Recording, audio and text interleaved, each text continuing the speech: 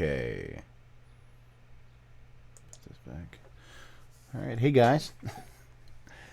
Max here. This is a long time since I've been streaming on this platform. YouTube isn't very nice to people these days. So I've been watching a lot of Cessna Ace. He's been doing quite a bit. Hold on, I just want to pause that because I don't want to see myself move because I have two separate monitors here. I've watched a lot of Cessna Ace as of late, and he's been picking up his ads videos. It's interesting, and I thought, there's a lot of stuff that I've added that you guys don't know about. So I decided I'd try to pull as much of it out that I've purchased out of the boxes and stuff. I'm getting ready to move, and yeah. So give it a quick drink here. I guess where we'll start is here. I've purchased a lot of Famicom titles, and I have more coming. My usual place that I go to get Famicom stuff is a place called Hit Japan on eBay, and they used to have really good prices. If you're a regular and they knew that you were going to pay, they would be very happy to work with you. And everything they had was set to be on best offer, so you could give them best offer, and they would actually haggle. Nowadays, if they don't remember you, or if you haven't been buying stuff super recently, they won't haggle with you until they figure out, this is this user and whatever. But I have another new place that I go to called it's Retro Direct Japan, I believe it is. It's done by the cool guys over at Famicom Dojo. Vink specifically, but I have some games coming from them. But first in the line we have Arkanoid for the Famicom. Oh, stop it, camera.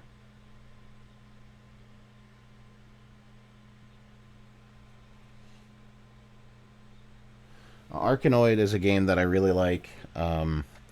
I had a chance years ago before I left my second job in my hometown to buy it in the paddle for the NES, and I just didn't do it. I thought I didn't want to spend the money on it at the time. Wow, that is going nuts. I thought, I didn't need to spend that kind of money. Open this up and your video. Yep. Camera control. Off autofocus.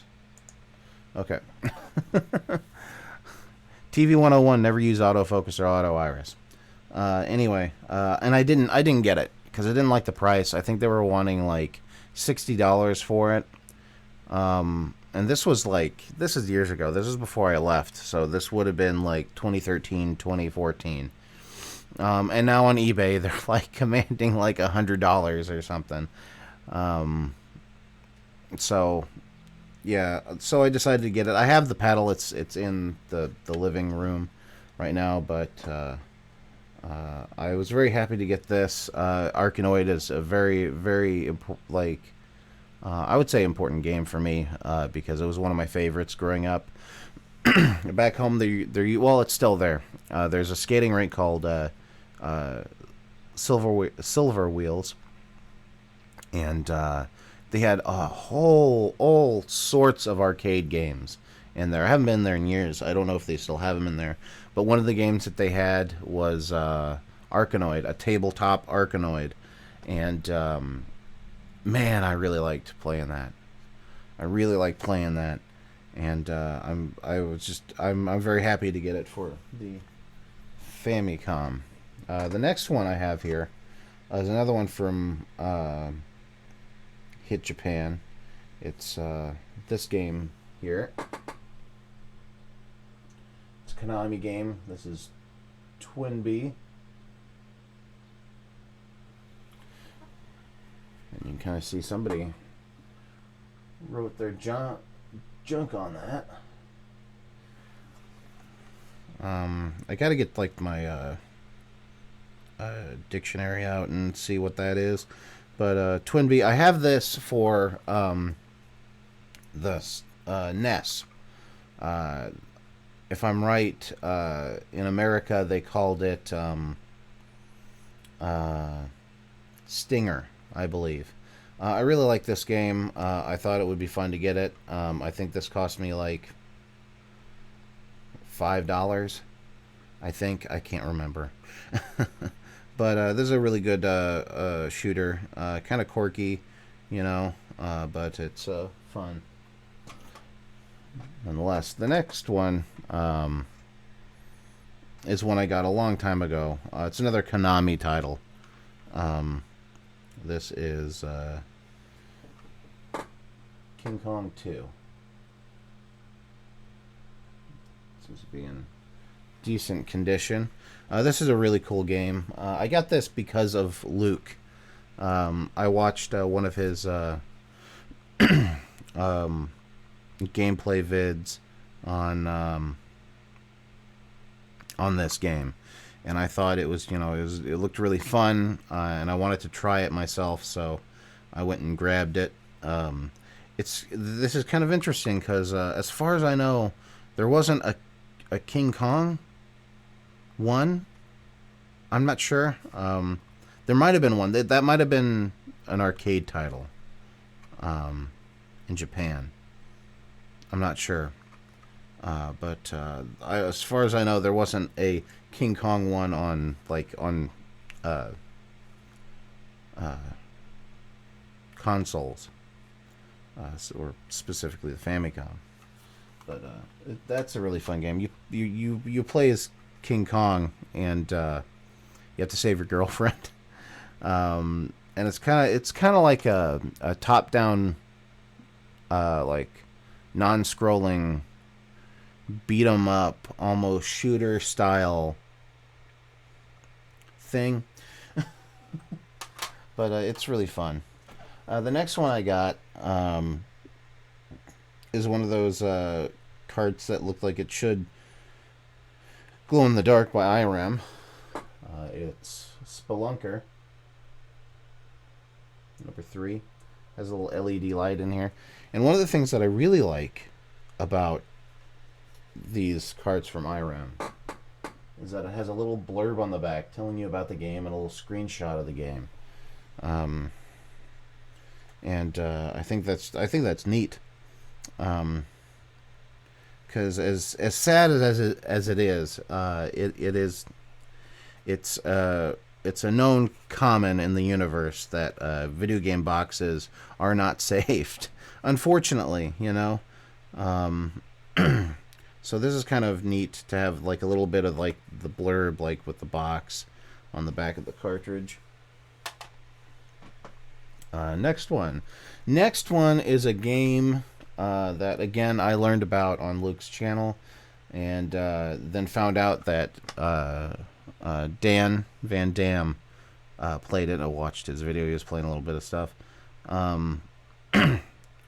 This is from Sunsoft. This is Secret of Atlantis. Boxed.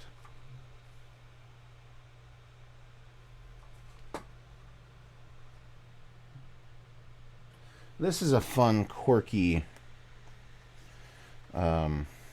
game. It is hard, though. man, the gameplay is very addictive. But it is hard. I want to play it. I want to play more of it. But it's just such a damn hard game. This card is actually very pristine. It's very nice and white. In there.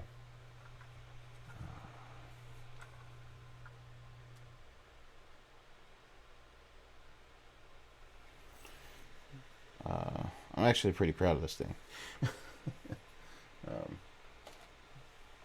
The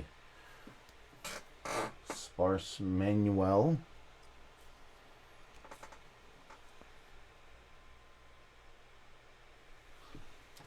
Tells you kind of how to set things up and plug it in. Tells you about like the doors and the chests. It also came with gonna open up which way? This way. It's kind of a little advert, I'm guessing, about different games from Sunsoft at the time, which I think is cool to have.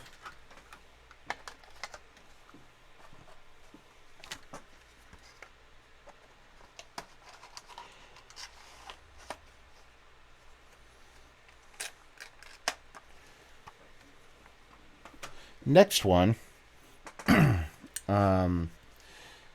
can't remember who I watched this video, the video about this game on, but it's Clue Land.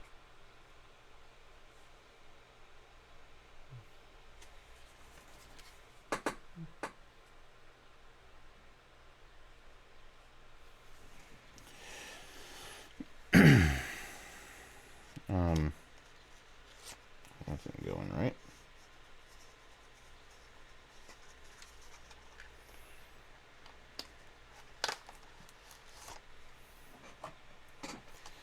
This one is fortunate to still have the plastic on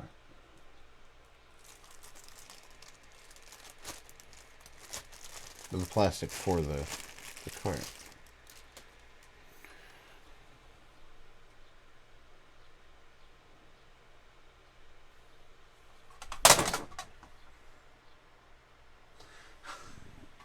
Twiddle fingers.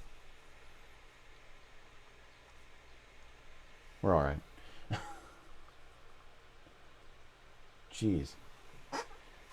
Number one. Any of these like Famicom games I didn't pay that much for, to be honest. Again, the sparse manual.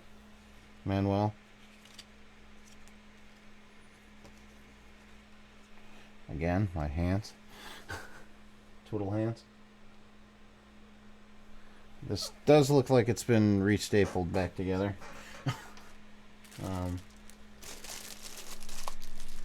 Which I found out is a common practice with a lot of people with manuals. I.e., if you look at like the Angry Video Game Nerd, he duct taped all of his manuals together.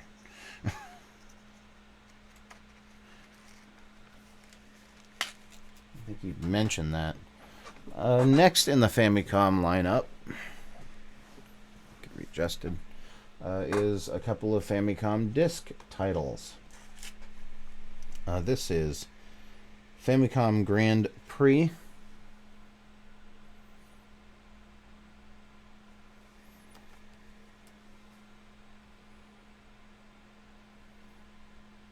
F1 race.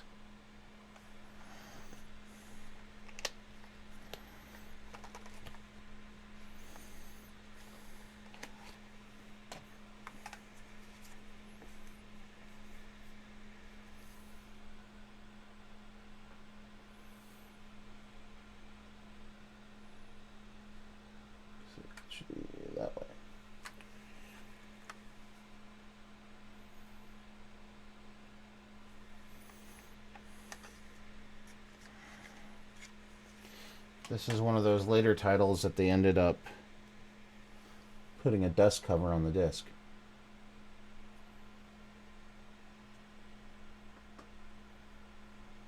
I really like the disc system. I kind of wish that it would have came over to the to North America. The manual. I like the back of this manual. It's got like the cars. And these manuals are like really nice. Like you have all the characters. It's like thick and it's got full. There you go. It's thick. And they have like Mario everywhere, even though like he's not in the game at all. I mean, I guess he's a a ref or something.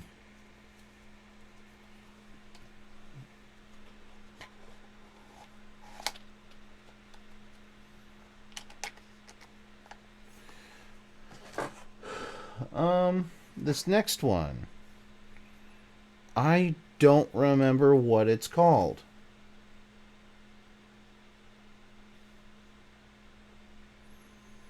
Damn. I don't remember what it's called.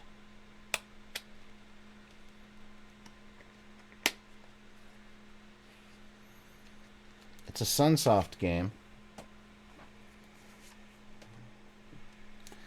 And I don't have my dictionary handy.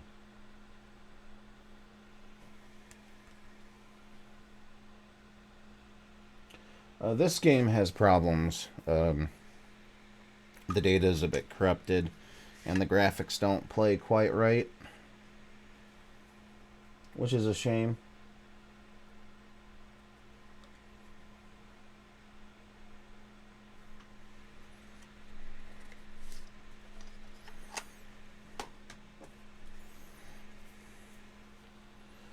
Because it is actually fairly fun.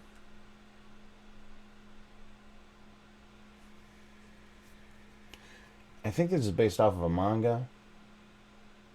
A little Goat Boy manga. Oh! They give replacement stickers. I never looked through this. They give you little replacement labels for the game disc. Well, that's neat, and you can see the whimsical nature of like how things used to be. They used to take a very whimsical nature. Oh, that's cool.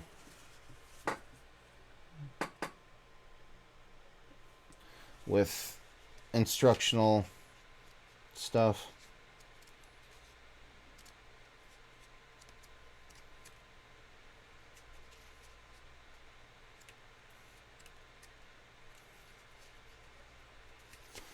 Some enemies you fight in the game.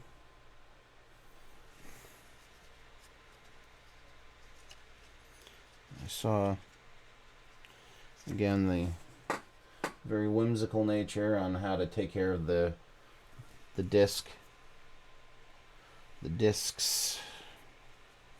And again, I don't remember what this is called. I don't have my dictionary with me right now, unfortunately. I had this on the site because I was playing it, but you guys probably know I already have this. Legend of Zelda. This is the only one I have that kind of plays 100% correctly. Sadly. I guess we're on to NES stuff now. This next one is an arcade port, and one that I've wanted for a while. Qbert. And it even has the price sticker still on there. $10. Usually whenever I see the arcade titles on the NES, they command like a crazy insane price. And I saw this and it was a decent price, so I decided, you know, what the hell. This next one is one that I think MN12 Bird, if you remember him, he covered it in a game ads video. This is a game by Camerica. It's a like a multi-cart. It's the 4 Quattro Adventure. And I got this for that game right there. Treasure Island Dizzy. The other games are okay. I mean, they're what you would expect. But it always fascinated me, the gold cartridges. And you can read on the back here, made in Taiwan, design patent pending. Patent pending, ... Do not drop, do not get wet, do not leave in direct sunlight. Can you feed it after midnight? Position B only uses position if the game does not work in position A.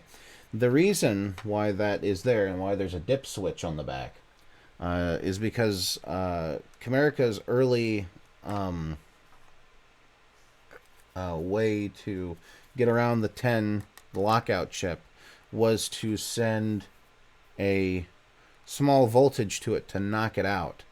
And some of the early runs of Nintendos, of NESs, didn't have the lockout chip in it. The ones that were at the trade show and then the test market in New York State. So you don't need to send that. So the game would work in position A, or position B, I believe. Okay. Next one is another Sunsoft game, Fesser's Quest.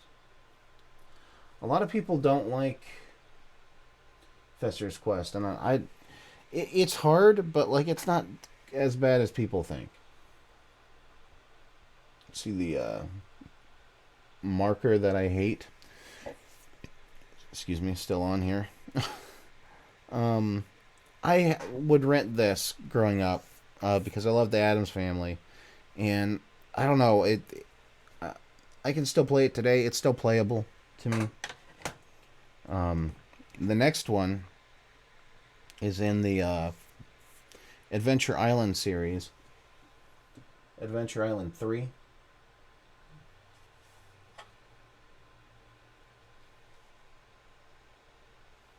I love the Adventure Island games. This is another game series that I would rent the different games throughout. I really loved it. Loved all the games. I wish that 4 had come over. I don't think 4 came over. But, you know, what are you going to do? I think next we'll start with Gameboy Titles. Do this in an orderly fashion. I had a tower topple of games on me. Okay. First one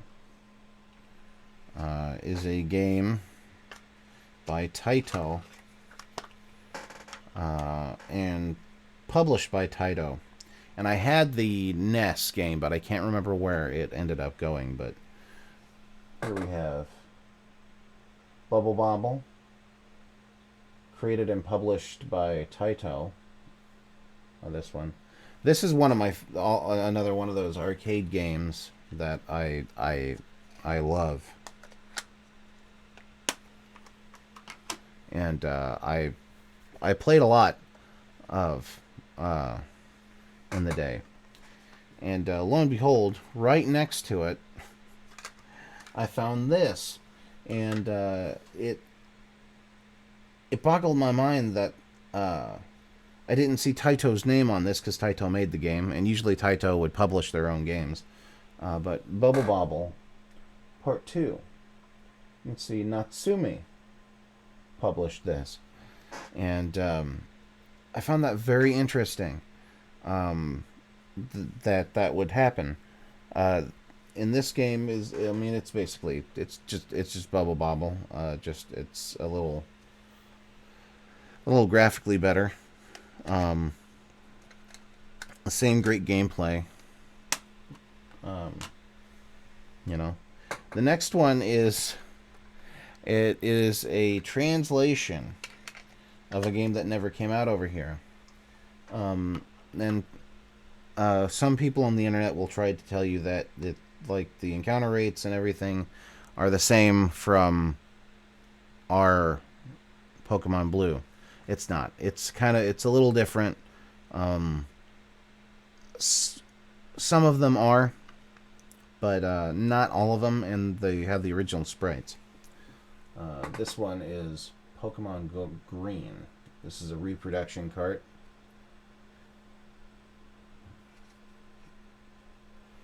And I like it. Some of the sprites I like, some of them not so much. This cost me like $6, so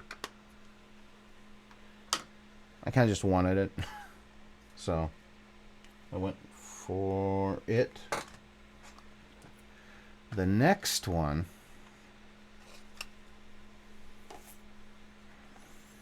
is one that I had never played. I never owned it. It is Kirby's Dreamland. I've heard of people. Whenever I was a kid, I heard about it. Kirby's Dreamland. And I always got it mixed up. I thought that Kirby's Adventure came out first, but no, this came out first. I've already beaten this.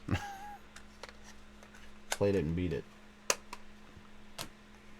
Next one is another one that I did not have, that I heard a lot about, and I never got to play early on, was Kirby's Dreamland 2. This game is phenomenal. It's a huge improvement from Kirby's Dreamland. You get to ride like your friends and stuff. You can kind of see on the cartridge art there. Get it. You have Kind the fish back there. You have Rick. There we go. Rick the I think that's a rodent. And then you have an owl. I don't remember the owl's name, but you can ride them throughout, and then there's special things you can grab throughout the levels, which is really interesting.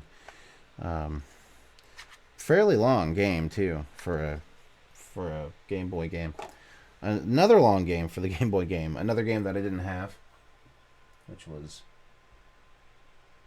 Super Mario World, or Super Mario Land 2. This I started playing and kind of stopped. This is a really good game. You end up getting coins and stuff, and the sequel to it, Mario Land 3, is very interesting. You end up playing as the bad guy in this game, which is Wario, and you're trying to get your castle back from Mario, who stole it from you. The next one here, if I can open the case, is another one that I didn't have. My friend bought this. He saw it first at a game shop that used to be at where I grew up. He got the Game Boy Color version, and it was a bit enhanced, but this is Harvest Moon GB. I used to be big in the Harvest Moon games, and this one's pretty good. I enjoy it. Like I said, it's not as like enhanced or whatever compared to the Game Boy Color version. Next, speaking of Game Boy Color, we are moving on to Game Boy Color. First one is Mega Man Extreme, Mega Man X, or Mega Man Extreme. These games I never got into. I thought they were stupid at the time. And now that I'm collecting and I'm going back and I'm playing through these games, I wanted to give it a try, and I tried it, and it's interesting. It's not bad. It's just it suffers from the Mega Man 7, Mega Man 8 problem, where your speed does not match how fast you're running, and it's a little clunky. I'll leave it at that. Next one is a game that I used to borrow from a friend of mine. Dragon Warrior 1 and 2, the collection. This is just Dragon Warrior 1 and 2 for Game Boy. It's portable. Game Boy Color. And it is a little different. They changed some of the stuff, some of the story and things. But in the grand scheme of things, it's the same game as Dragon Warrior or Dragon Quest 1 on the NES or Famicom. The next one I have is Dragon Quest 3 for the Game Boy Color. I played a little bit of this again, and I mean, it's Dragon Quest 3. Just, a little different, a little enhanced. This next game, a coworker of mine found out that I collected video games, and he said he had this Game Boy Color game just sitting on his nightstand, and it had sat there for years apparently. And he asked me if I wanted it, and I said, "Oh yeah, sure. I'd be happy to take it off your hands. Thank you very much." And this one is Pokemon Puzzle Challenge. And this is basically just columns with Pokemon. But it is quite fun. It's quite addictive. Next up, I think we will go to Jaguar. Atari Jaguar. This is the only box title I have for the Jaguar. Iron Soldier.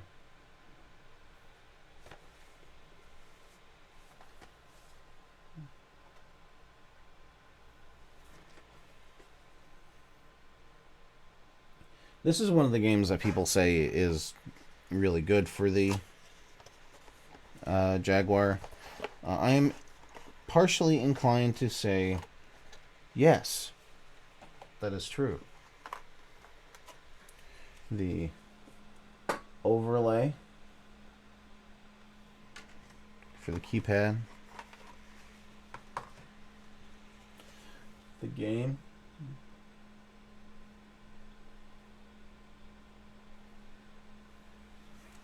I like the Jaguar. I think some of the games are really good. And I think some of the games are subpar and could be on any other 16-bit platform. But overall, I like the Jaguar. I think it was an alright system. I just think they didn't market it well.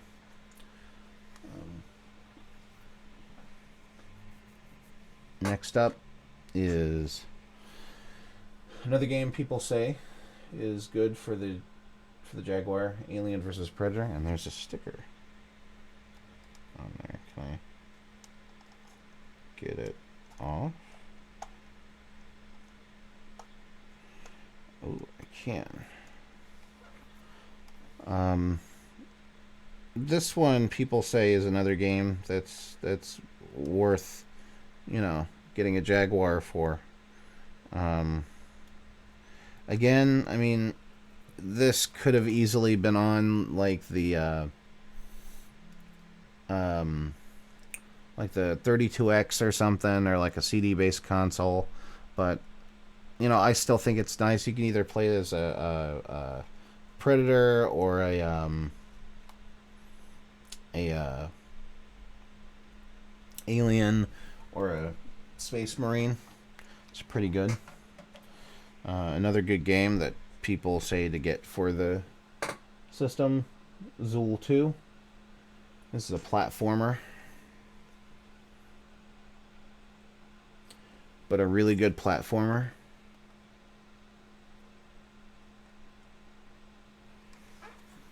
This had a huge food deal with a sucker manufacturer, candy manufacturer, to promote suckers. This next one is a side-scrolling shooter, and it's one of those side-scrolling shooters that, you know, people will tell you, oh, it's really good, but in reality, it's mediocre at best. This is Trevor Mcphee in the Crescent Galaxy.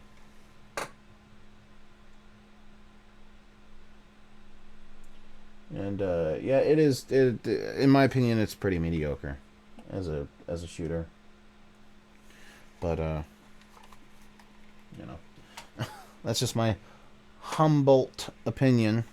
The next one is another game that I think is worth getting a Jaguar for. Is Wolfenstein 3D. This is probably one of the only console ports of this game that is actually fairly decent.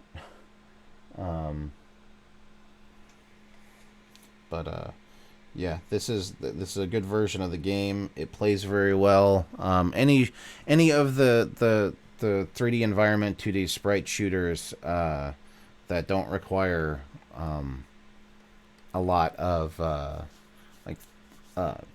platforming and stuff, I think does very well with like a D-pad. So this is really good. Next one is another one, Doom. I think this is probably one of the better ones for the Jaguar.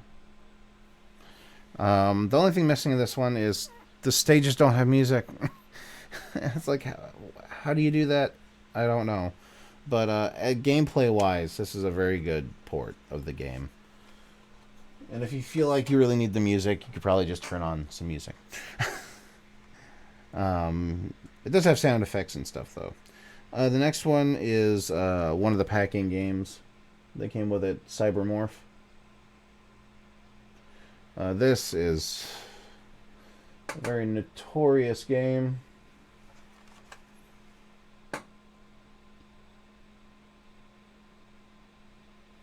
And I haven't played it much because of that. Alright, the next we'll go is, I guess, 2600. I got a bunch of 2600 games here. Actually, no. We will start with 7800 games. I got a modded 7800. First one here we'll go with is Joust for the 7800.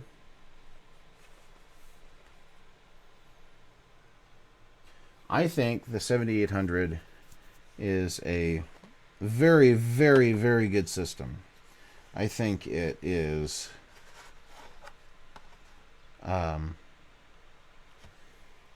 misunderstood.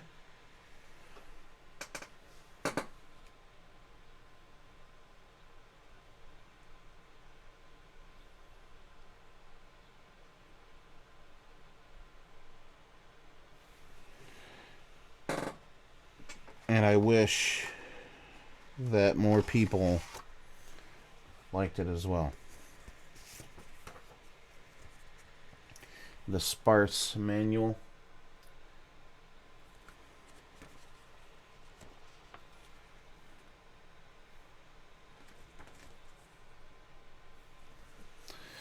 And the warranty card. I have the warranty card for this.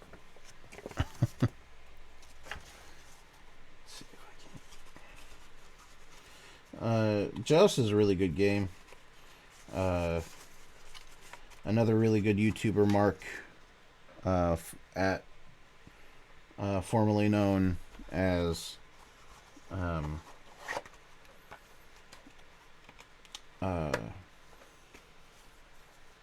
LGR, or not LGR, CGR, Classic Game Room,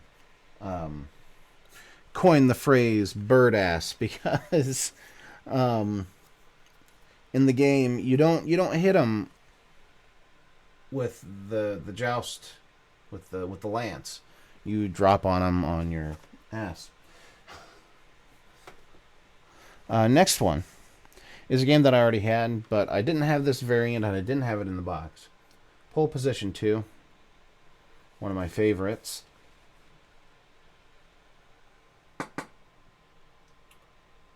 Be the Grand Prix winner.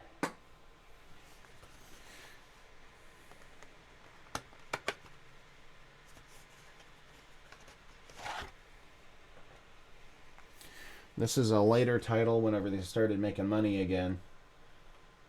And they made color labels. Now I do have an earlier rendition of this game.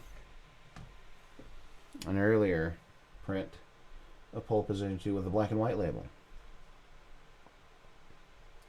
And I think this is a non-distributable copy too, because it has a manufacturer's date on it.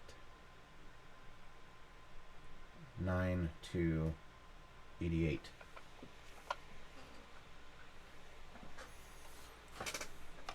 I think. I'm not sure.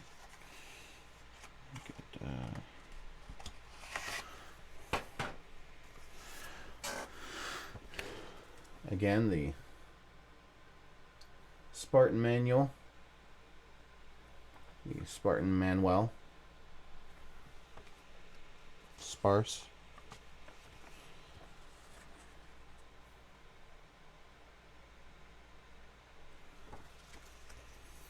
And a registration card that looks like all the other one.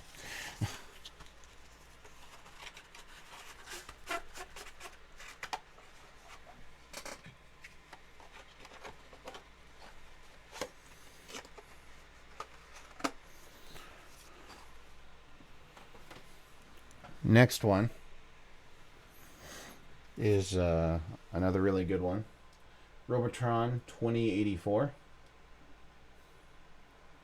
This is a game that's really hard, and I can't beat it for the life of me.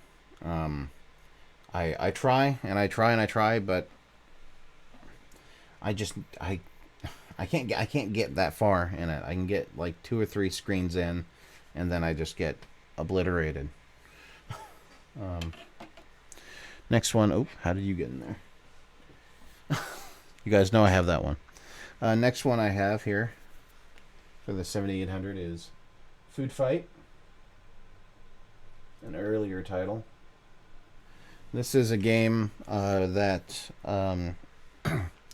you're on a board and you have asshole chefs wanting to kill you with food, and you have to throw food at them to stop them and get to an ice cream cone that's melting to eat it for points. Next, I guess we can look at 2600 ads. First one we have here is Lock and Chase by Data East. I hate these cartridges because they are so cheap. They are so cheap, and it sucks to put them into any type of system. Next one by Data East is Burger Time for the 2600.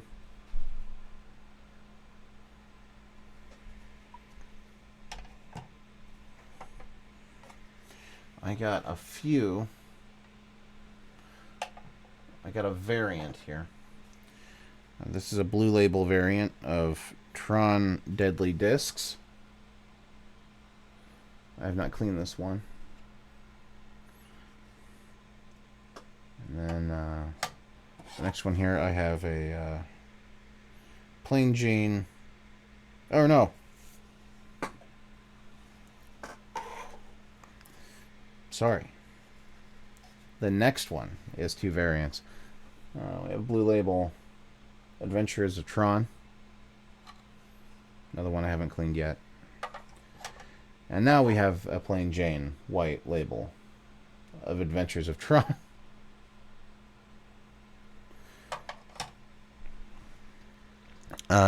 Next couple of ones are the next three are CBS game titles, and the next two are RAM Plus titles. CBS had a series called the RAM Plus series, where they would put extra RAM in the cartridge, which you can do in the 2600, to add like to be able to add like more complex sound, a little bit more complex graphics. Pardon me. The first one is Tunnel Runner. This is a 3D-esque tunnel running maze game, and this is actually a really good game. You're running around these tunnels, and these Zots come in and try to eat you, and you have to make your way through mazes, or what they call runs. The next one is Omega Race. RAM Plus. It's kind of a shootery spaceship thing, but it's a little different. It's kind of hard to explain. I haven't really played a lot of it yet, but I mean, it's okay. It's decent. The next one I have played a massive amount as of late. This isn't a RAM Plus one. This is just a regular CBS game. But I have played the absolute junk out of this game from CBS, Wizard of War. This game is so addicting, so just absolutely balls to the wall addicting, that I can't even. A little blurb on the front. Wizard of War. Vaporize all Burr Wars. Shoot every Garwar and Thorwar. Bullseye Warlork. Beat the Wizard. Joystick ready. Who comes up with this stuff? I miss games like that. Like, whenever they had, like, silly backstories and, far-fetched blurbs on stuff. It's really fun. Excuse me. Let my coffee get cold. The next one is the Lone N64 pickup. Ogre Battle 64.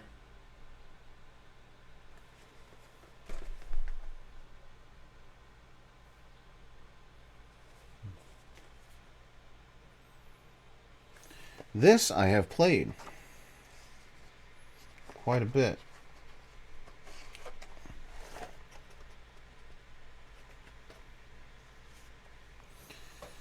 This is one of those titles that have the annoying paper sleeve or cardboard sleeve.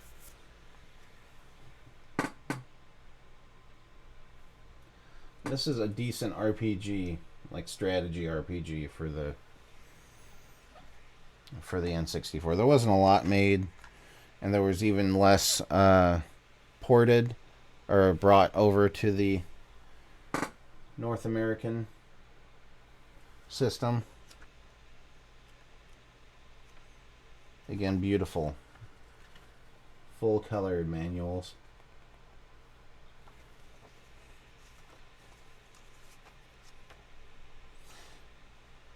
I could see how this could actually be fairly daunting. Seeing all this for the first time, for like a normal player who doesn't like play strategy games and stuff. That manual is very thick for an N64 manual. Thick. The next group is Super Nintendo titles. First one here is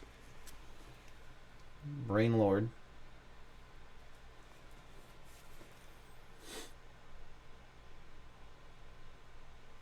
This is an RPG by it's kind of like a adventure RPG by Enix. Enix was always well known for their very strange, quirky games.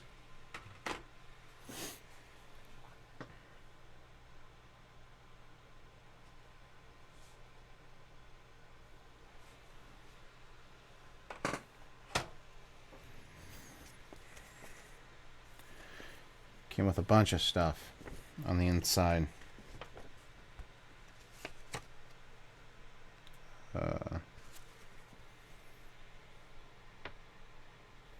Poster. Shows you like keys, items.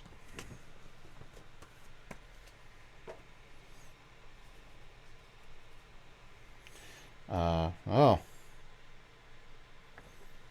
I missed the 90s because of this. In the early to mid 90s, there was an obsession with like 1950s themed stuff, and it was so cool.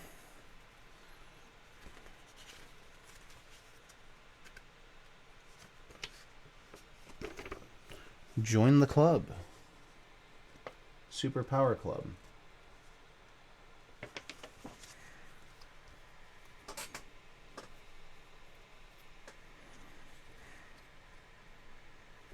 Brainlord registration card. The Super Nintendo customer information booklet. And the manual.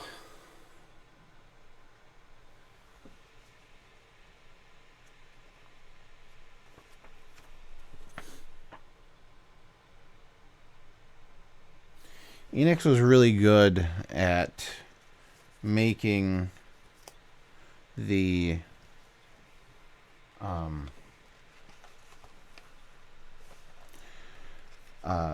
top-down adventure games with RPG elements added. As far as I remember, they were not that great at making just full-blown RPGs. Now this next one is another Enix game. The Seventh Saga. There's a warning on it. Warning, this RPG may cause excitement, shock, disbelief, confusion, and complete enjoyment. Ah. Now I said that they weren't good at it, but this is one of the ones that they were that they did a really good job on.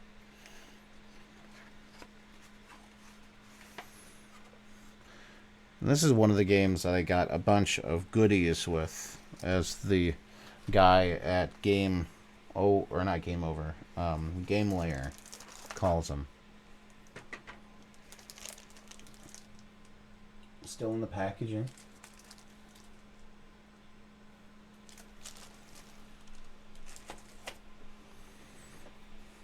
Seventh Saga registration card. Save that for later. Another typical thing for the time. A map poster.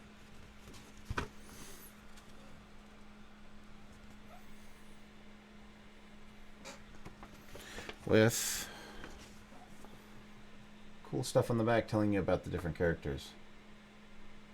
Or not the different characters, but like the weapons and stuff.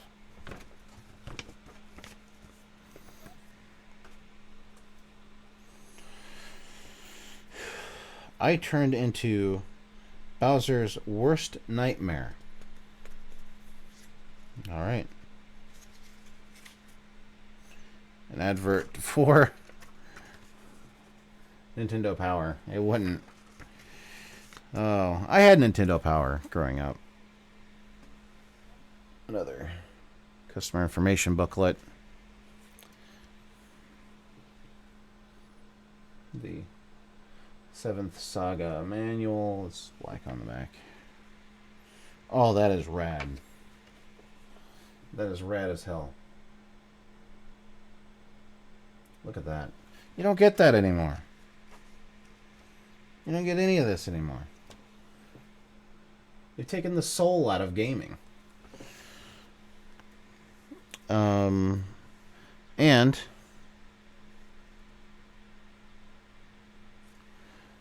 the previous owner left some notes, which again the guy at Game Layer calls extras.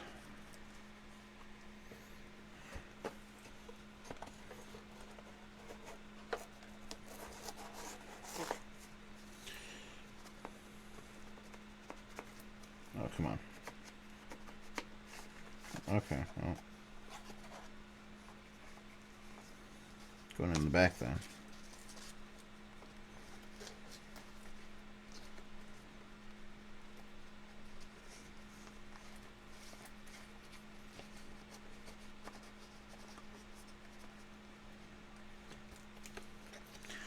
And as Cessnace would say, still have the wee willy winky. Not castrated. The next one is another one of those ones that aren't particularly amazing. This is a Tecmo RPG. Yeah, I said it. And this one is expertly just Gordon Ramsay'd with the title Tecmo Secret of the Stars, a Fantasy.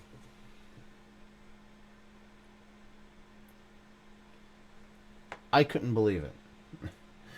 When I saw it, I was like, oh, that title.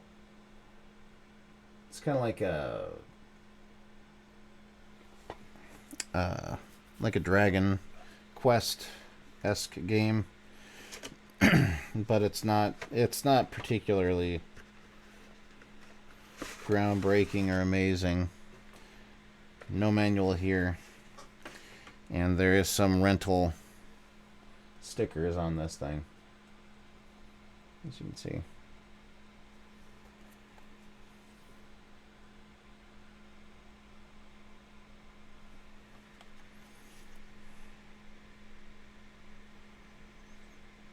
Beaumont, Texas. How far games travel.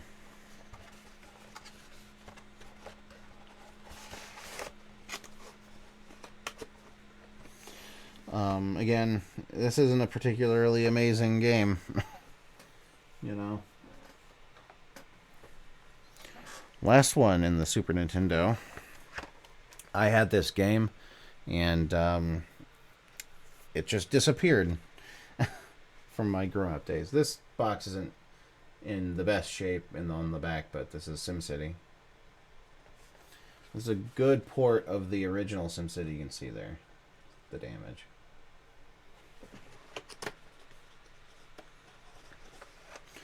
This game does not have... It didn't come with anything. I had to add my old SimCity book to it. of the original run games with the little face there. The hefty manual with that. And most of all of this is actually information that's good that you will need.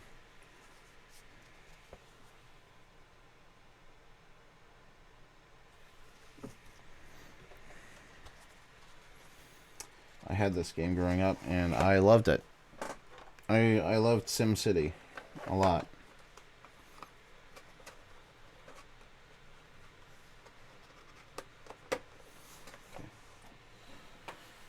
Alright, the last group of stuff is Saturn stuff. And I don't believe I don't have the pseudo card here. Okay. The first one is Gex.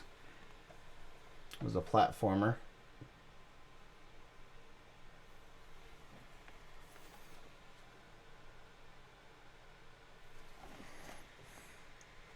This is a really fun game. Complete.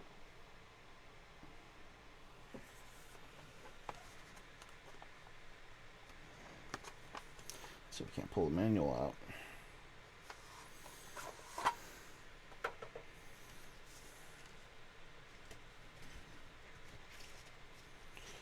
Typical Saturn manuals. The outside of the manual is in color and the inside is not in color.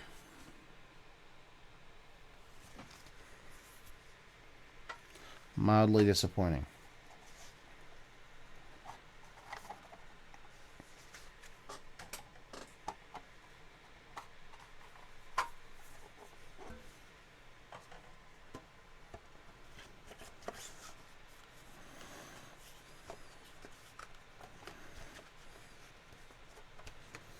The next three that I have that I could find are reproduction games. And the reason why I bought reproduction games is that the games that I want to buy for this thing, for the Saturn, are super expensive. And these do require a special action replay memory card that allows you to play not just burn discs, but like Japanese games. Unfortunately, it destroys all the other functionalities on it, but which actually kind of upset me. The first one I got, which normally an actual copy costs like $300, is Albert Odyssey.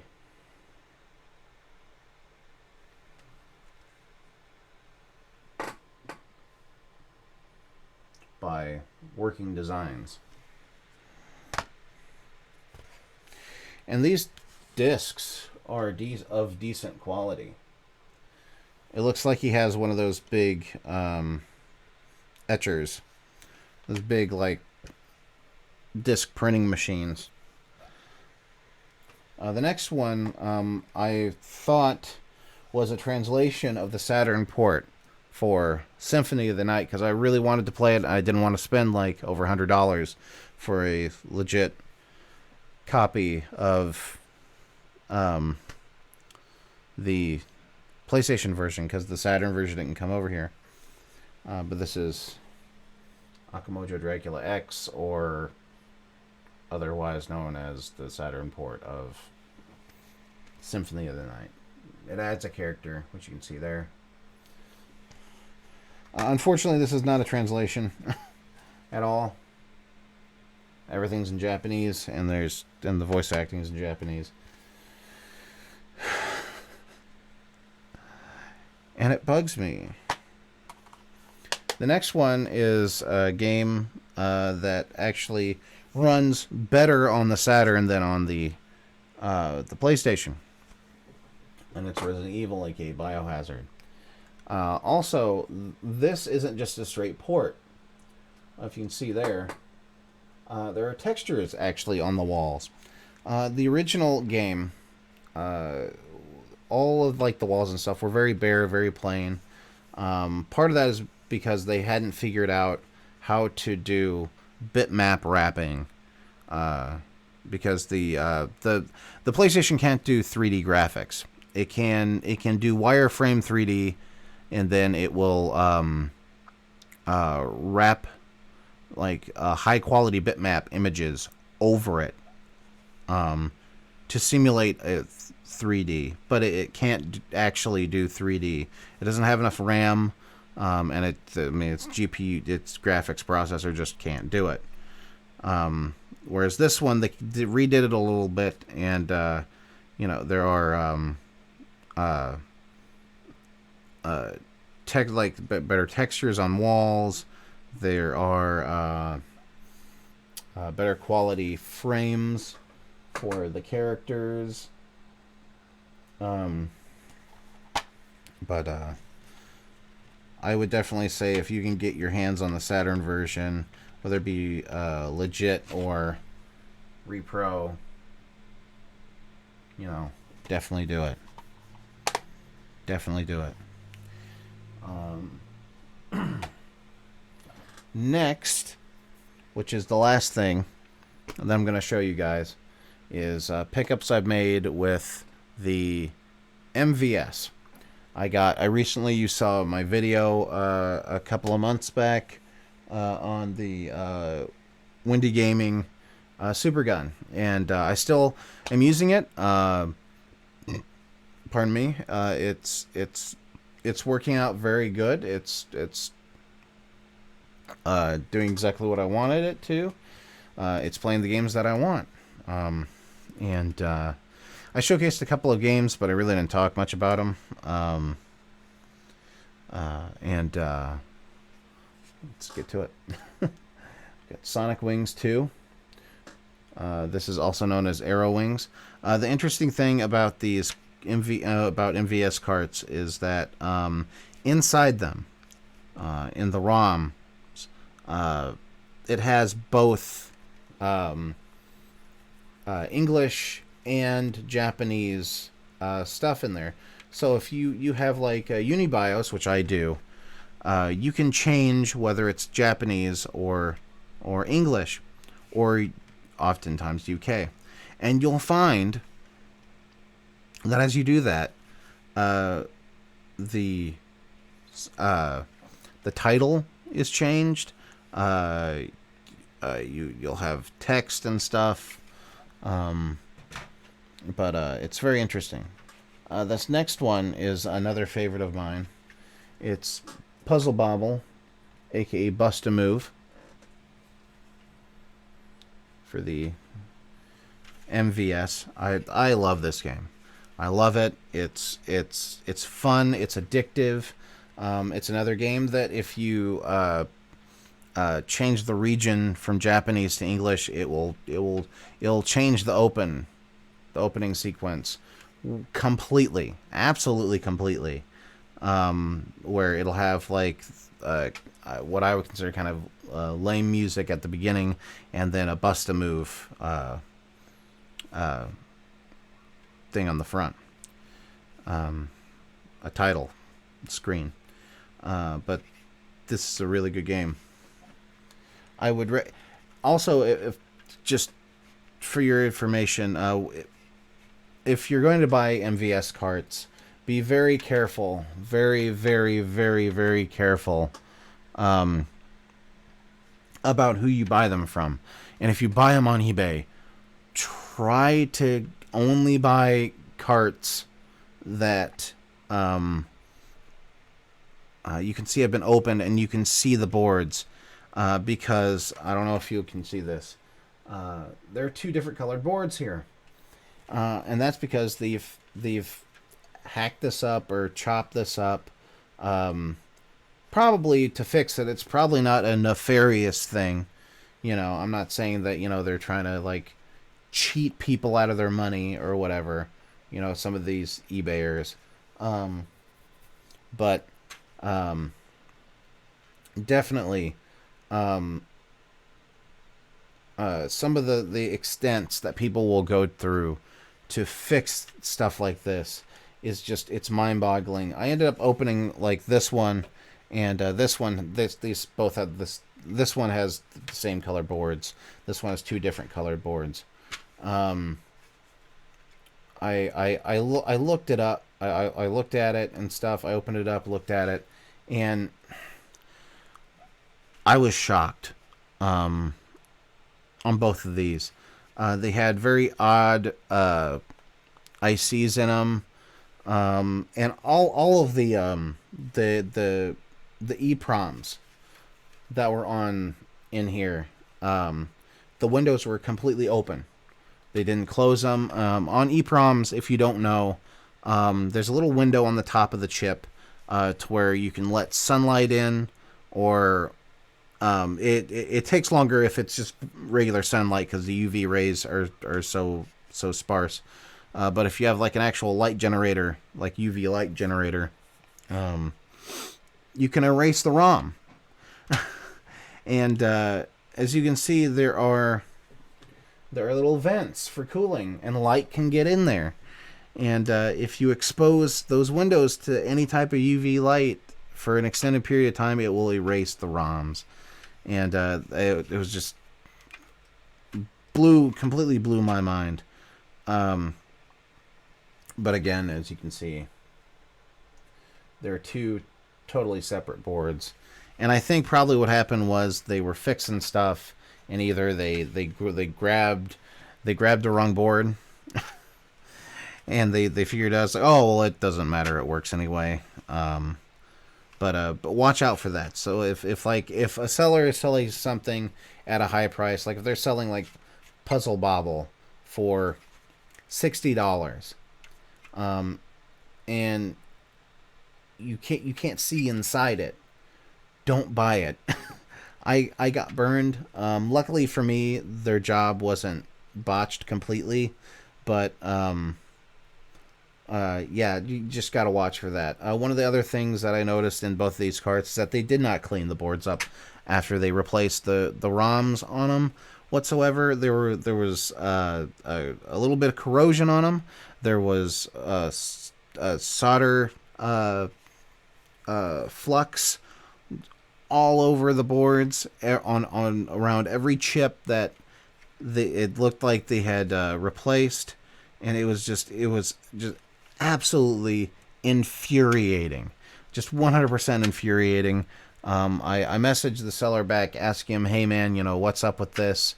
All the ROMs in these have clearly been like swapped out.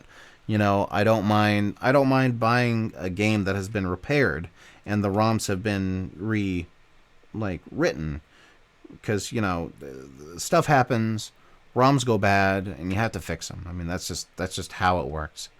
But like if they're selling it as original, and doing slop jobs like not paying attention to what board you put in or whatever, it's just, I hate it. I absolutely hate it. This is an MVS title that I picked up a long time ago whenever I got my first one slot, that ended up not working out. And this one is not hacked up on the inside. This one is World Heroes for the MVS. This is kind of like a discount, like not Street Fighter, but it's like a discount like fighting game. It's not particularly amazing, but it's not that bad. I got it because it was cheap. I think I paid like $25 for this thing, for this game, and I just wanted something that I could like start out with, and I could test the thing out. I don't have it with me, or the super gun, but yeah, I mean, and it's fine to play, but I wouldn't I wouldn't recommend trying to like track it down like really hard. But yeah. I think that's it. I think I ran through everything. I did. I ran through everything. All right. That was it. I just kind of wanted to do. I wanted to do a game ads video because I hadn't done it in a long time, and I got a bunch of stuff. Oh no, I don't. I'm not done. I forgot this pile here of Switch games. Oh, I've been buying the Switch game. I've been buying Switch games, for like since it came out. And there's a lot of Switch games that I want to get that I can't get at the store. I have to order them. Yeah. Almost forgot. First one is Octopath Traveler. This is a really good Square Enix RPG. I dare say that it is the best one that they've done in a long time. None of the cards, the game cards, are in these boxes because, well, they're in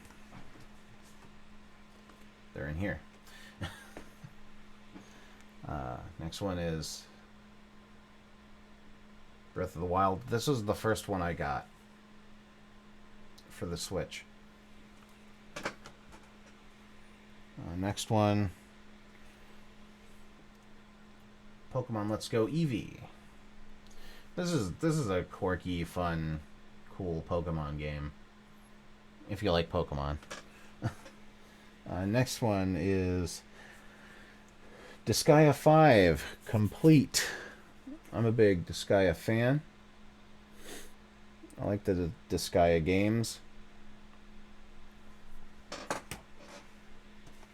Next one is Kirby Star Allies. This is the best Kirby game that has come out in a long time. This is super fun. It goes back to the old style of Kirby titles, and it's just all out fun. The next one is a game that a lot of people were disappointed in, not just because it's on the Switch. I know a lot of people have turned back to the like Wii U mindset where like, you know, oh, there's no games for it, or like the games aren't that great. But you know, I mean, for what it is, which it's still the most powerful tablet in the world right now. It is still really good, and they could do a lot of very, very interesting workarounds to make games look really good on it and run really well. The next one is Wolfenstein 2, the New Colossus. This is a fun ass game.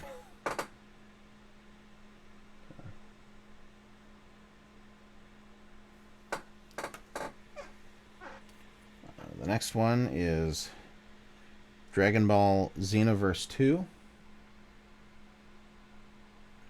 This is another fun one. You can create your own Dragon Ball Z character and play him. The next one is an RPG, Xenoblade Chronicles 2. This is the gameplay. The gameplay is really good. I like it. It's very good. The animations, it's like a game that's not finished. The animations aren't that particularly good.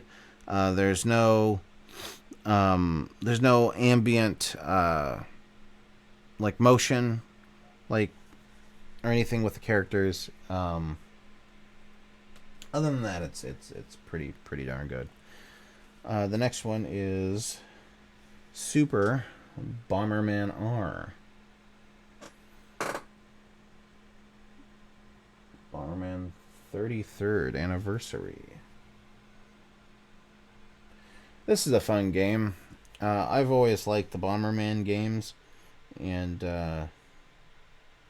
it's a fun one to play with, you know, other people.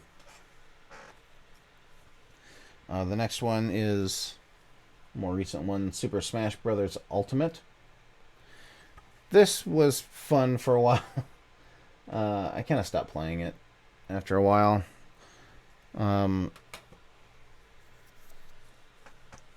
know what to say. Another one is Minecraft. I do still like playing Minecraft from time to time. And I bought this one to play with some friends on a server.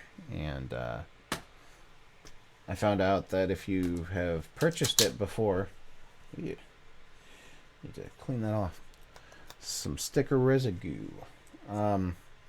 If you've purchased Minecraft already, you had a free download for the PC, so I ended up buying that or cashing in on that. The next one, the next one is a game that I wasn't too happy about whenever it was announced. Megaman 11. The game demo version of this, Megaman played a lot different. He moved a lot like he moved in 7 and 8, which those two were awful games. But they fixed him. The movement's not as clunky, and he matches his run cycle. But I haven't played all the way through this. I'm really wanting to. Probably actually play it after this is done. And the last one, the true last one, is Tales of Vesperia Definitive Edition.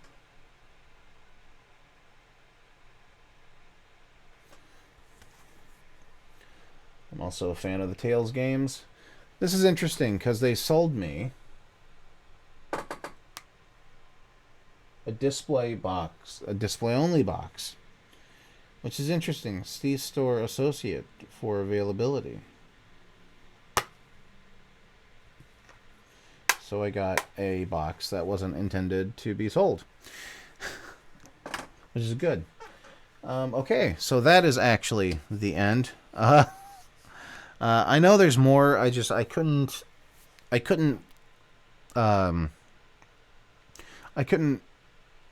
find everything. There's been a lot of stuff that I've bought recently, and it's been a big to do to find it. But yeah. So the reason why I decided to do this was because Cessna Ace started doing videos again. And if you don't already know who Cessna Ace is, go over to his channel. He's a fellow broadcaster like I am. He's been in it. He had been in it probably a lot longer than I have. He worked in the golden age of television and film in the 70s, 80s, and 90s.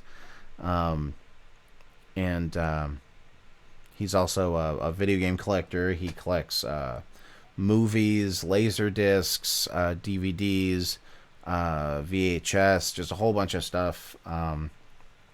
It's really cool to see. He's very knowledgeable.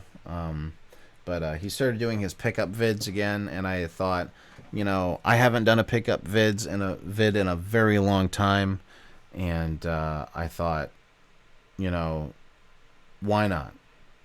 Why not? It's a thing that I think it's kind of important. Because if your viewers don't know that you do stuff, then what's the flippin' point? But yeah, that's it for me. Thank you guys for watching. I see a lot of people are in playback right now. That's one thing I don't like about YouTube streaming, is that it's so easy for people to get behind and they're not on live, and how they count viewership isn't by how many people who are stuck behind. It's how many people are currently at the beginning of the stream. Anyway, I want to do a ads video, and I thought, might as well just stream it. because I have a lot here, and currently we've been streaming for an hour and a half. So, yeah, I thank you guys for watching, and as always, I hope you enjoyed. And be sure to give Cessna Ace some love and sub to him, because he has a lot of really good content. So, thanks for watching.